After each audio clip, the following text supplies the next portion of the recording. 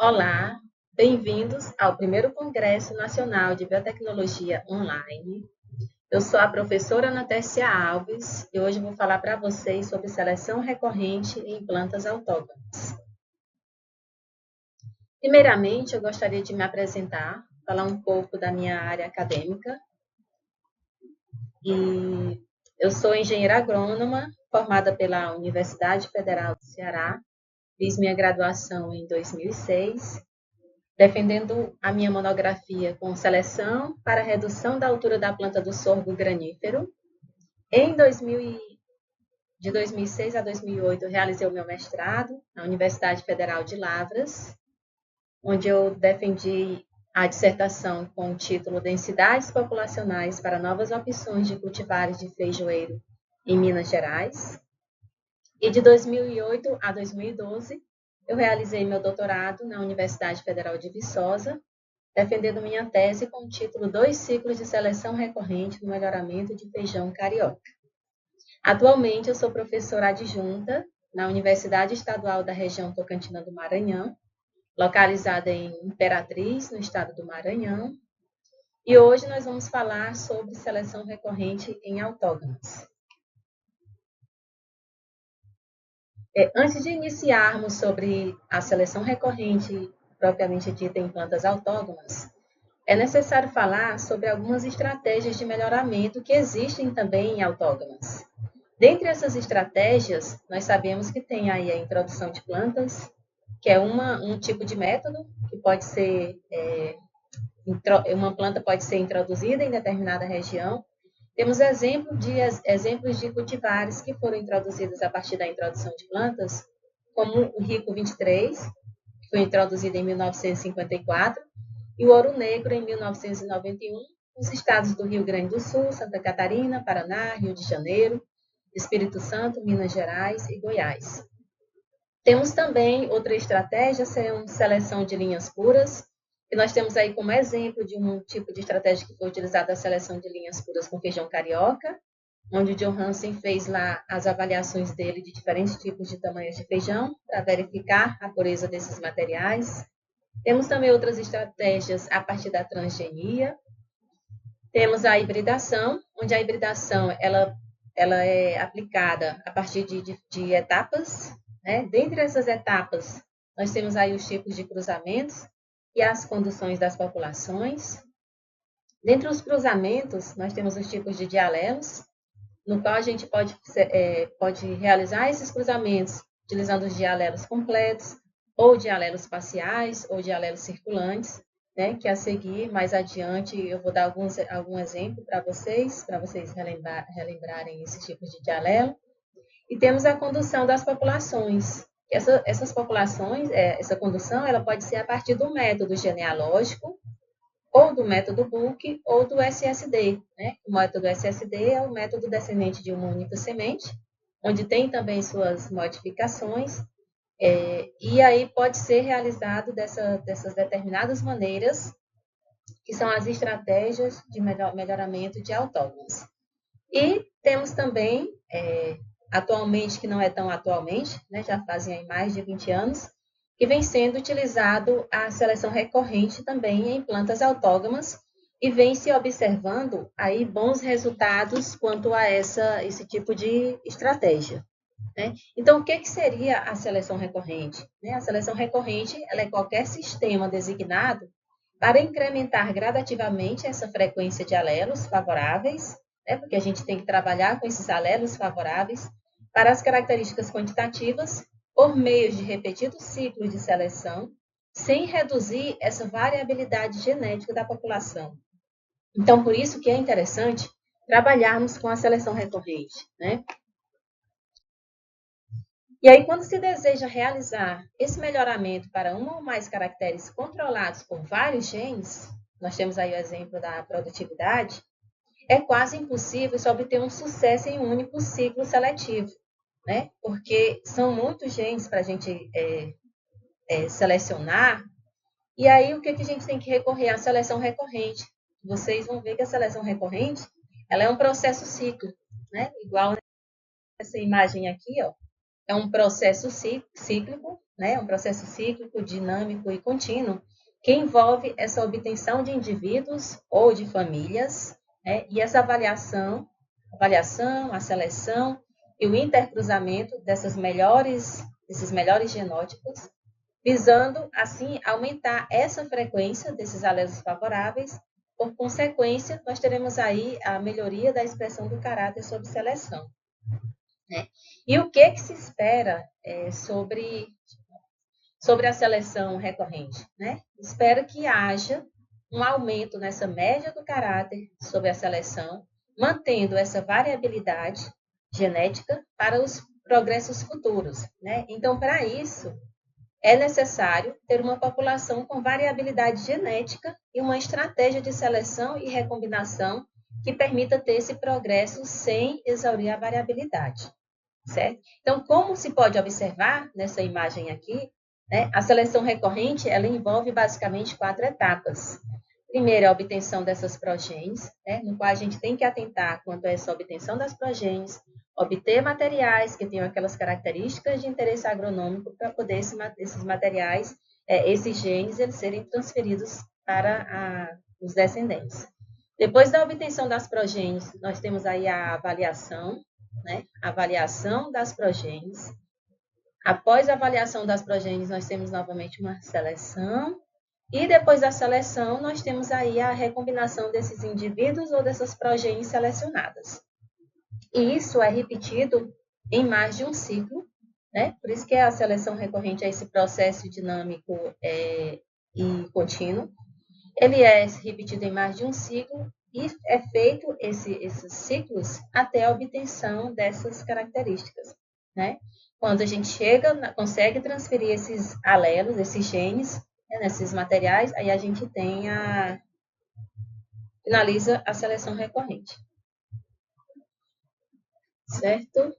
Então, em síntese, o objetivo da seleção recorrente, né, é ter uma população com uma média alta e maior variabilidade possível para esse caráter de interesse. E deve-se escolher as linhagens ou cultivares mais adaptadas de diferentes origens. Né?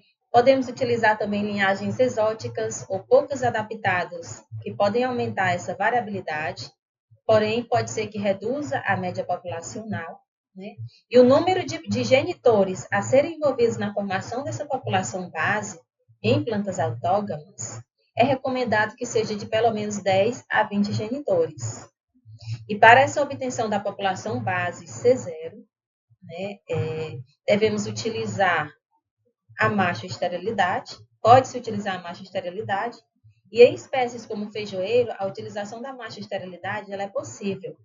Porém, algumas dificuldades elas são encontradas, como o pólen, que não se dispersa naturalmente, e a difícil identificação e manutenção dessas plantas de macho estéreis, né? Devido a essa dificuldade e considerando que a recombinação é feita de forma direcionada, o que constitui uma vantagem para o feijoeiro, né?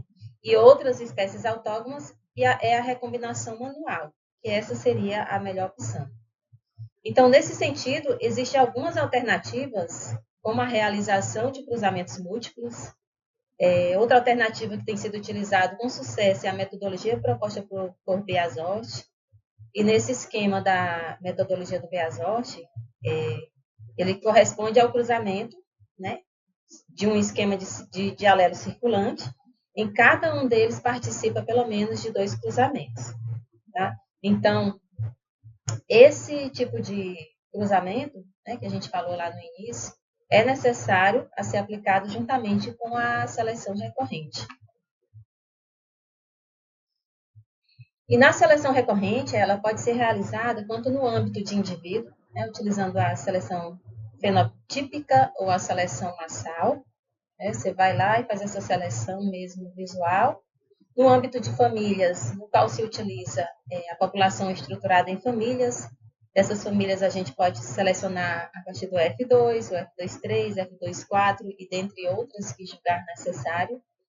E novamente, né, as etapas para fazer a seleção recorrente, nós temos que ter essa obtenção da população base, determinar quem será a população base, no qual eu vou começar lá meu esquema de dialelo, meus cruzamentos, que eu preciso determinar o tipo de cruzamento que eu vou realizar, se vai ser um dialelo completo, se vai ser um dialelo parcial ou um dialelo circulante.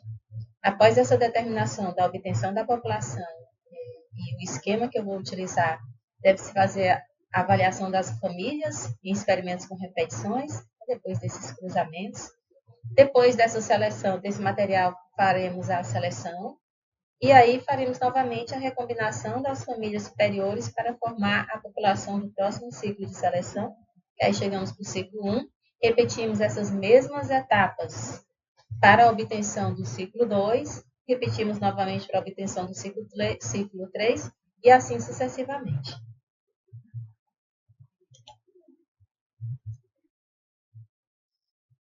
E quando se trabalha com seleção recorrente, a gente tem um objetivo, né, de estimar um progresso genético.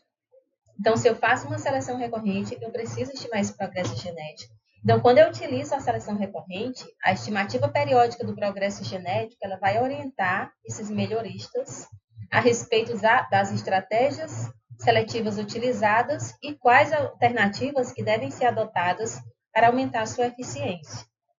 Então, quando a gente trabalha com plantas alógamas, nós temos um tipo de determinação desse progresso genético, e quando a gente trabalha com autógamas, também temos um determinado tipo de estimativa desse progresso. Em plantas alógamas, a estimativa do progresso genético ela é obtida com a avaliação dessas populações nos diferentes ciclos, pois a cada recombinação o material volta à condição de equilíbrio. No entanto, em plantas autógamas, esse material que é intercruzado após cada autofecundação, ela vai ter essa média alterada. Né? Então, para a gente verificar esses ganhos, né, nesses progressos genéticos, é necessário fazer essa estimativa. E a estimativa do progresso genético ela pode ser realizada a partir da avaliação dessas populações dos diferentes ciclos. Né? Eu posso estar fazendo a avaliação, em cada ciclo eu faço a minha avaliação e tenho aquele resultado, e aquele resultado eu vou calcular o progresso genético para eu verificar o quanto que está tendo de ganho. Né? Então, a cada ciclo eu já posso estar fazendo essas avaliações, para eu já ver como é que está ocorrendo esse ganho, esse progresso genético.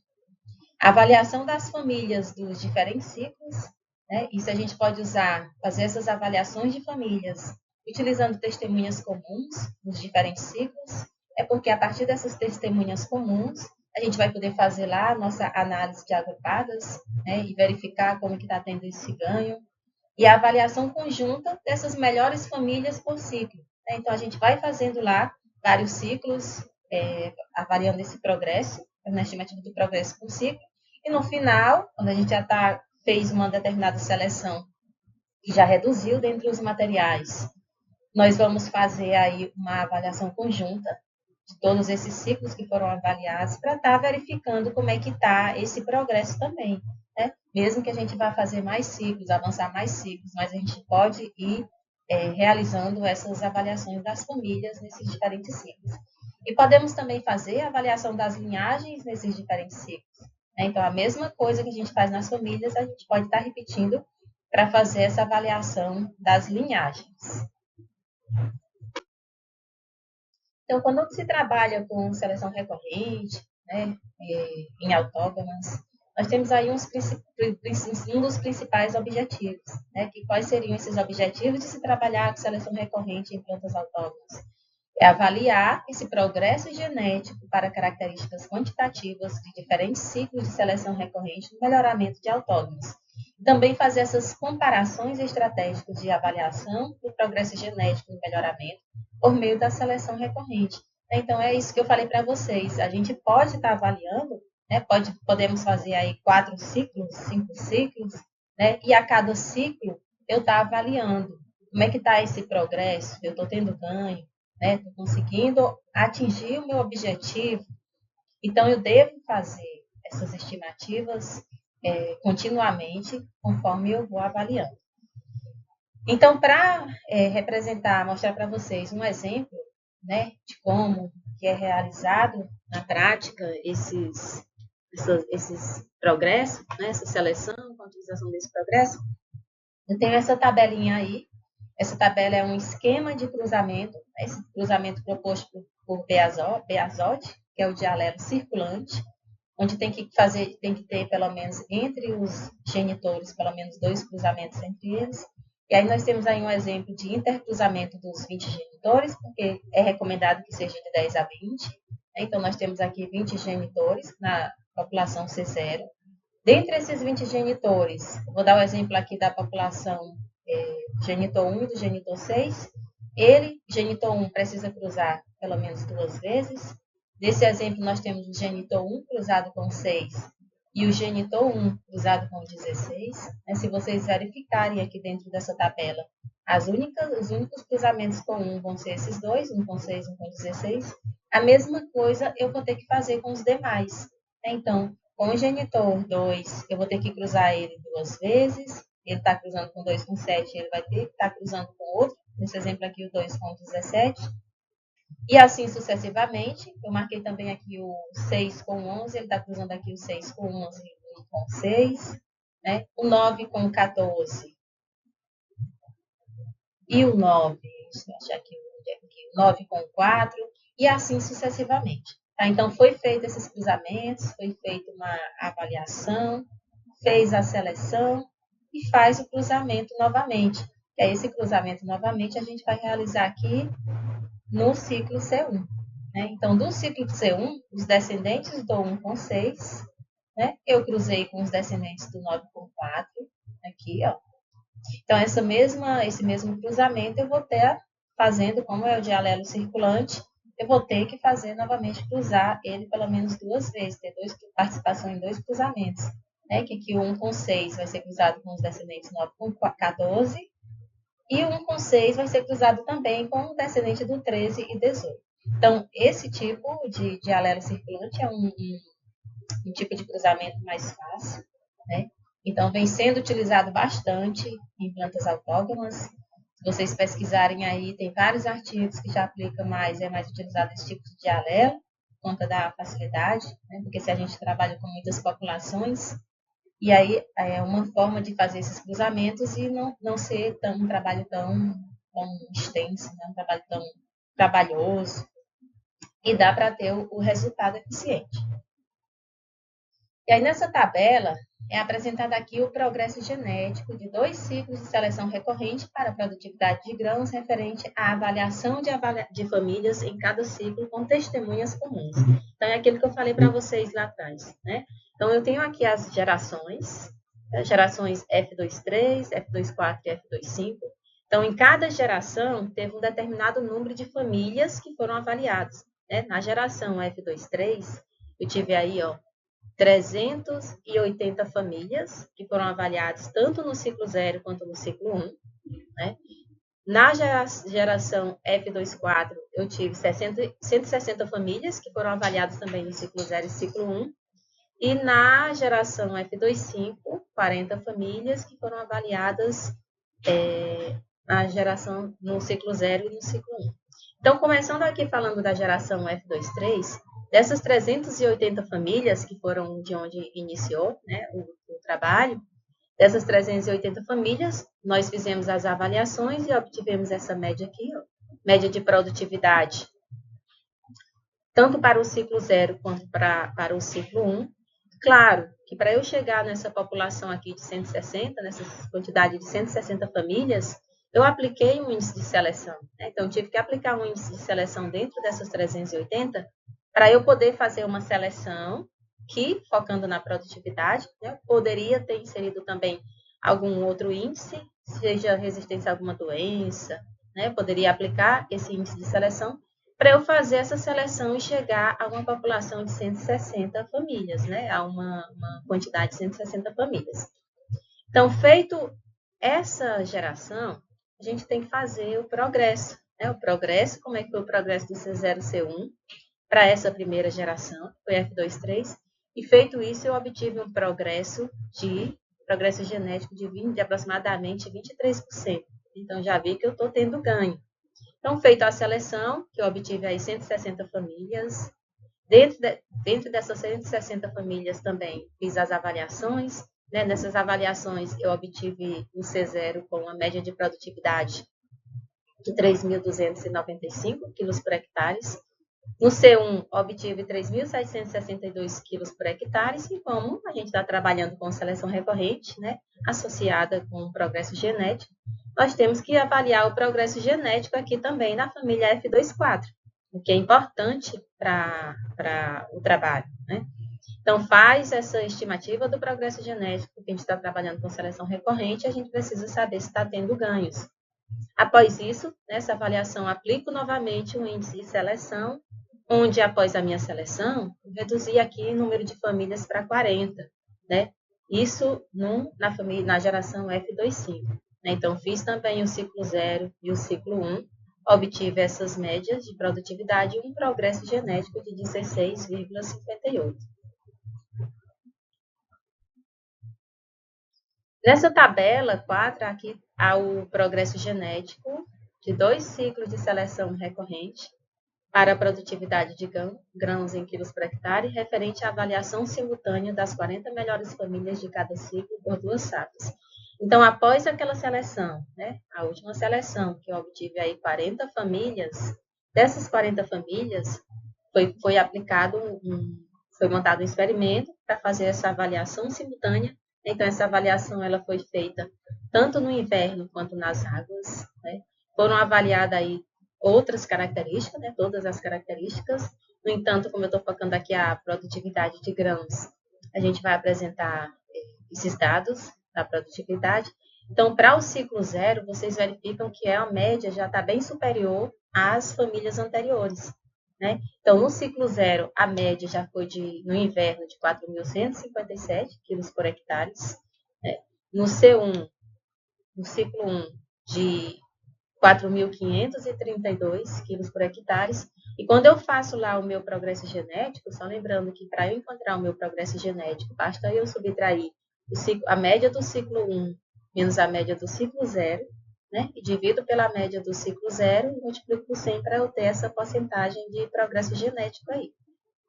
Então, quando eu fiz essa avaliação nas águas, né, que foram 2 experimentos que foram realizados para verificar, né, esse progresso, tanto no período do inverno quanto nas águas, eu obtive uma média de 2.651 no ciclo 0 e uma média de 2.862 no ciclo 1. Quando eu fiz aí o meu progresso genético, né, o progresso genético foi de 8%. Então, feitas essas análises, né, nós fizemos a análise conjunta. Por quê? Porque a análise conjunta ela vai dar a média aí geral dos dois, né? Como foi que se desenvolveu tanto no ciclo 0 quanto no ciclo 1. Né? Eu poderia ter feito também na seca, esse experimento repetido na seca, né? Para ter mais essa informação. Então, na análise conjunta, nós verificamos a média do C0 de 3.404 quilos por hectare e do C1 de 3.697 quilos por hectare, e um progresso de 8,6%. Né? Então, quando a gente vai analisando os progressos genéticos, né, com a seleção recorrente, fazendo aquele ciclo lá dinâmico para fazer essa seleção, nós observamos que o progresso ele vai aumentando e vai chegar a um determinado ciclo que aquele progresso já não tem mais ganhos. Né? Pode ter um ganho, mas um ganho muito mínimo, que não vale mais a pena dar continuidade. Então, já existem trabalhos, né, que foram realizados, inclusive o trabalho de Ramalho de 2005, ele realizou um trabalho onde ele observou que houve ganhos até o 7º ciclo. Né? Então, já foram feitos trabalhos com ganhos de 3 ciclos, de 4 ciclos, 5 ciclos, né? Chegou até o 7º ciclo e verificou que houve ganhos. Quando foi realizado trabalhos com mais de 7 ciclos, 8 ciclos, já verificou que não teve mais aquele ganho, que seria recomendado estar fazendo mais ciclos. Né? Por quê? Porque chega um momento que, por conta das seleções, da hibridação, selecionando para aquela determinada característica, né, os materiais, os genótipos, eles vão estar afunilando os genes, né, para aquela característica. Então, chega um momento que não tem mais ganho e você já tem um material que já está mais fixado aquele valor, né, aquele valor de média já mais alto para aquela característica. Aqui nós temos essa tabela referente ao trabalho de Ramalho 2005, né, que aqui ele apresenta resultados de programas de seleção recorrente com feijoeiro comum para vários caracteres. Então, ele fez aqui vários caracteres que foram selecionados. Entre esses caracteres tem produtividade de grãos em progênios F2 e F5. Temos produtividade de grãos progênios S01, produtividade de grãos em progênios S02, em progênios reação à mancha angular em indivíduos S0, florescimento precoce em indivíduo S0, fixação de N progênios S1, patógenos do solo progênios, número de nódulos em indivíduos F1. E para cada unidade seletiva, aqui relacionado com o caráter selecionado, ele foi realizado o número de ciclos, né, que foi feito de cada um. Então, nós temos aqui um exemplo da produtividade de grãos em progênios F2 e F5, foi feito 3 ciclos, né, e obteve um progresso genético por ciclo de aproximadamente 30%. Aqui foram os trabalhos, né, que foram verificados aqui para verificar o tanto de ganho que está tendo com o avanço desses progressos, né, desses ciclos. E aqui para a produtividade de grãos na progênie S01, né, com um ciclo, obteve um progresso genético de 7,9% a 13,2%. Outro que teve mais ciclos aqui, ó, produtividade de grãos para progênios S02, com 3 ciclos, verificou-se um progresso genético por ciclo, né? Aqui foi um trabalho de 1996.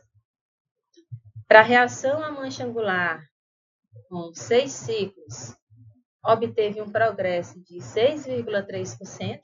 Então, vocês estão vendo que conforme vai aumentando os ciclos, né, está tendo progresso, mas esse progresso vai sendo menor, vai sendo reduzido. Não corresponde lá ao primeiro progresso genético que eu tenho lá do meu primeiro ciclo de seleção recorrente, né, quando eu faço essa comparação entre o C1 e o C0, eu observo que eu tenho um valor maior, né? E quando eu vou avançando o número de ciclos, eu vou tendo um ganho, mas vai sendo um ganho menor, né? Desse exemplo aqui. Florescimento precoce em indivíduos S0, com 6 ciclos, né? Obtive um progresso genético de 6,7%. Quando eu falo lá aqui em patógenos do solo, né? A unidade seletiva em progênios, com o número de ciclos, 6 ciclos também, eu obtive aí 9% de progresso genético por ciclo. Então, é isso. A gente faz a seleção recorrente, que é em autógonas, né, é recomendado, mas tem que associar a fazer o progresso genético, né? É importante eu estar verificando esse progresso genético quando eu trabalho com a seleção recorrente, justamente por isso. Porque se eu quero avançar mais gerações, então é preferível que eu vá fazendo a cada ciclo, né? Se eu faço 2 ciclos, se eu faço 4 ciclos em cada família, eu vou fazendo essa verificação do meu ganho, né? Desse meu progresso, para eu saber o quanto que já está aumentando. É porque às vezes eu estou lá, eu avancei, eu fiz aí no exemplo que eu mostrei, né? Fiz 3 famílias, cada família avaliei 2 ciclos, né? E estou vendo lá o meu ganho de progresso. Então, se eu ainda estou tendo um ganho de progresso, que ainda vale a pena eu estar repetindo mais, né? Então, eu posso ir avançando aí os ciclos. Ciclos de seleção recorrente, eu vou avançando de forma que eu consiga continuar tendo esse ganho, né? E eu consiga avançar e consiga ter esse progresso, né? Um ganho superior ao que eu já venho, sempre superior ao meu ciclo anterior. Certo? Se tiverem alguma pergunta relacionada com o que foi falado, vocês podem deixar as perguntas, né, com o pessoal daqui do congresso, que eles repassam para mim e eu posso estar respondendo aí qualquer questionamento. Tá bom? E como considerações finais, né, porque nosso tempo é mais curto, então foi apenas uma palestra falando sobre a seleção recorrente em autógamas. Nós sabemos também que a seleção recorrente é aplicada mais em plantas alógamas, né? No entanto, como já vem sendo utilizado também a seleção recorrente em autógonas e vem mostrando que tem bons resultados, né? São eficientes, principalmente para caracteres quantitativos. Então, é necessário a gente estar sempre relembrando dessa opção, né, de se utilizar essa seleção, um método de seleção recorrente, né, também em plantas autógonas. Então, os métodos de seleção recorrente, eles são mais apropriados para objetivos a longo prazo e para características quantitativas, né? Então, por isso que, às vezes, eles são mais utilizados lá em plantas alógonas do que em plantas autógonas.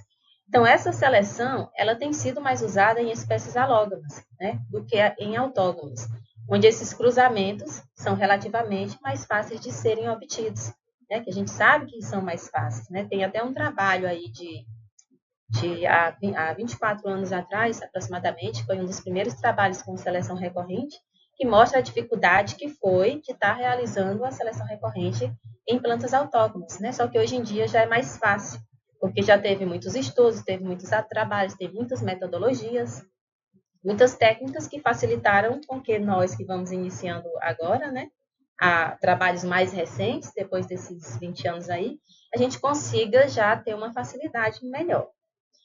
Então, a adoção de seleção recorrente pelos melhoristas de plantas autóctones, ela tem ocorrido de forma limitada e, em parte, porque os objetivos da maioria dos programas de melhoramento são de curto prazo, né, e pela dificuldade de se introduzir a macho-esterilidade e pela dificuldade da obtenção das sementes híbridas. Então, por isso torna uma limitação no trabalho de seleção recorrente.